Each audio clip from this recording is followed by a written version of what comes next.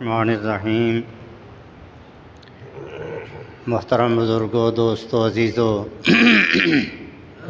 اور میرے قائدین جماعت، یہ کانفرنس ہی نہیں، جتنی بھی کانفرنس ہیں، جلسے یا ایسی محافل ہوتی ہیں، یہ اصل میں ہماری جماعت کا مدعا اور مقصد ہے کہ ہماری جماعت ہی اللہ کی رحمت سے تبلیغی جماعت ہے، اور اس کا سب سے بڑا جو مقصد ہے وہ دین کی تبلیغ ہے، جو انبیاء کا کام ہے، اور خصوصاً خاتم الرسل صلی اللہ علیہ وآلہ وسلم۔ فقم فانذر وربک فکبر وثیابک فطہر والرجز فہجر۔ تو یہ آیات مبارکہ ہمیں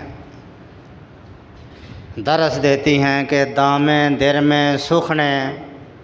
اور پوری ہمت سے ہمیں ایسے پروگرام جو ہیں ان میں حصہ لینا چاہیے، اور اس کے ساتھ ہماری آخرت ہی نہیں، دنیا میں بھی اللہ تعالیٰ ایسے پروگراموں میں شرکت کرنے والے، ان میں تعاون کرنے والے، ان کی رونق بڑھنے والے، ان کی عزت اور احترام میں اللہ اضافہ فرماتا ہے۔ تو میرے بھائی، پوری ہمت سے جتنا بھی آپ کر سکتے ہیں اس میں حصہ ڈالیں